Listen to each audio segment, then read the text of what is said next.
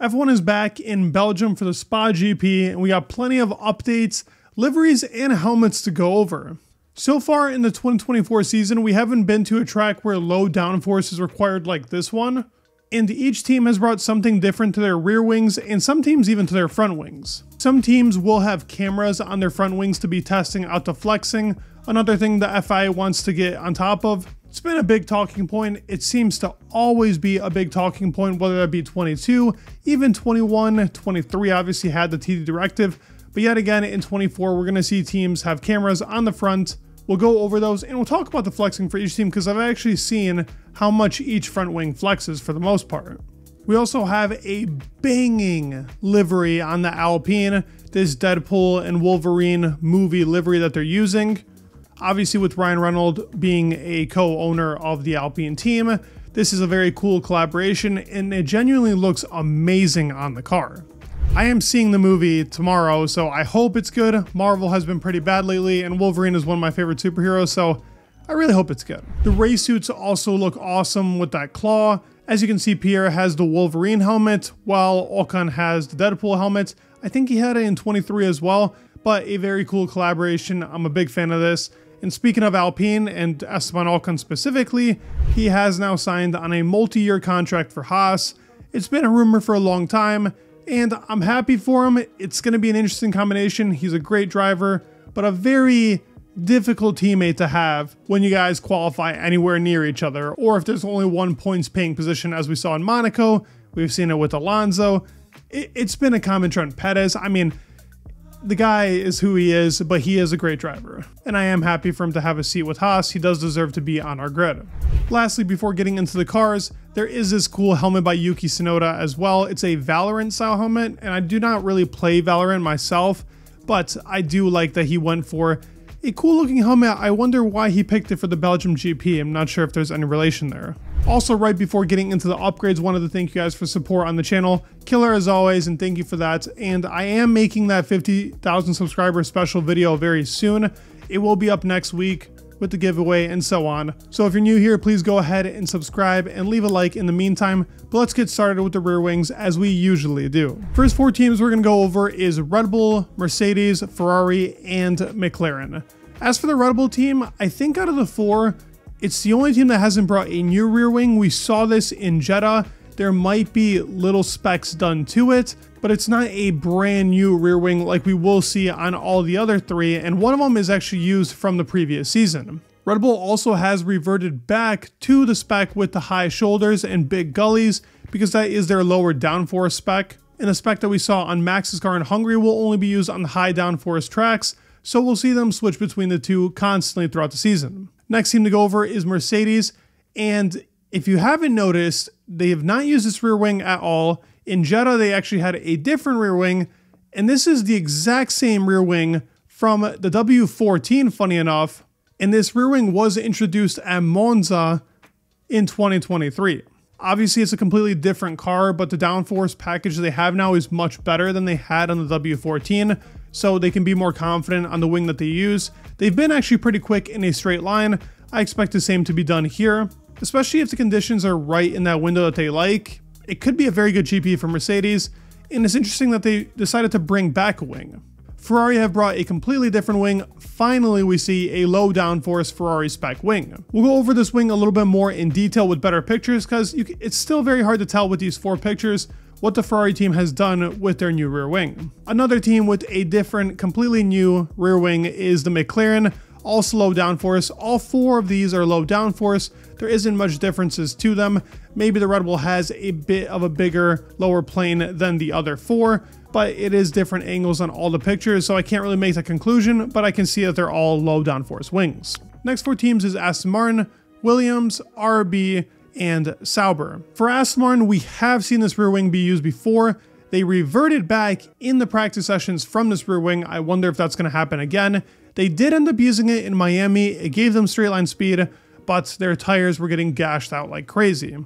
It does seem like the upgrades worked in Hungary, not to make fun of them like we typically do with their downgrades. So hopefully this has actually brought somewhat more tire life.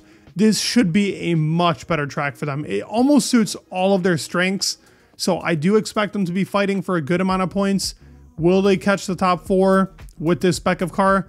I'm not sure, but if it's any GP that they'll have a good time on, I do think it's Spa. Williams is a tricky one. Yes, a low downforce rear wing, just like the Aston Martin, but this would have been a track that they would have loved previously, but with this spec of car, I don't actually expect them to be super strong throughout a single lap, but also through race pace. They'll be better, but for them to fight in points, it's going to be tough. RB will need a very low downforce rear wing here. They're probably the draggiest car of the year so far, and it really hasn't been good on any track that requires low downforce, and they've reverted back completely to the Miami spec. We'll go more over that. There are better pictures to show this off very soon. Sauber has improved upon their straight line speed, but the car in general just has no downforce, so I don't really expect too much performance from Spa.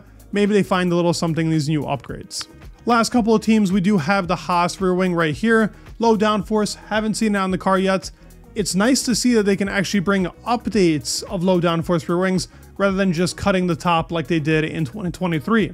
We then also have the Alpine low downforce rear wing. We know that their engine hasn't been great. There's a lot of talks of them actually picking up the Mercedes engine even in 2025, which in my opinion would be quite embarrassing considering they've had that Renault engine for so long. They're a legendary team. That Renault engine won so many championships. For them to really not have no confidence in 2026, it shows that Alpine's in a very weird spot. It will make them a competitive car. I genuinely think they have a lot of aerodynamic efficiency, but their engine is really destroying them in the straights, and on low downforce tracks, they're always behind. Now, the biggest talking point for this GP will be that cameras are set up on the front wings to measure the amount of flexing being done on these front wings. I feel like we go over this every single year, and Spa seems to be the destination that they always put in these cameras and something happens between the front wings. This is obviously on the Ferrari car. These yellow specks right here are to measure the amount of flexing being done on the side. We can also see that on the Sauber, which I don't really understand the point of using it on the Sauber because it is a car that's super behind, but yet again, just to see the measure of that. It's on the Aston Martin as well, which I think is insanity, considering the team just switched to a spec that every other team was using up until now, and now, yet again, the FI are going to go at Aston Martin. There is flexing in this front wing. I don't think it's to the degree of something like Ferrari and McLaren, who have it to probably the severest amount. Mercedes and Red Bull are also pretty similar. It's really not that far off. If you ever look when F1 TV is actually showing the front wings, each front wing flexes a good amount. It's part of the car's aerodynamics. I don't understand the point of enforcing this. It's really not that big of a deal.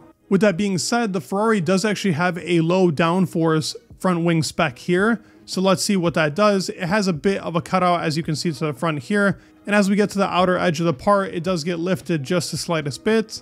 And it'll be interesting to see how Ferrari does with a low downforce front wing, because in this season, the front wing and the rear wing really hasn't been changed too much, but they've finally gone to a spec that tries to take away a lot of the drag the car does have. And let's see if the suspension that they brought here in the front could help them out with the porpoising, because it's been a big issue and Spa will really destroy this team's pace if that's the case. It's been said they're losing about 3/10 pretty much on this. Just another picture showing you that Red Bull has brought both specs of side pods here. We will not see the Hungary spec, but it's just showing you the differences between the two of them, and you can see what I was talking about with the cooling and the engine cover, how it's set up, showing us that it will be that low downforce spec. Here's a view of that camera that will be on the McLaren car showing their front wing. I wonder if teams are going to try and get around this and maybe not have as much flexing on the front wing for the Belgium GP, but they would have had to have known in advance.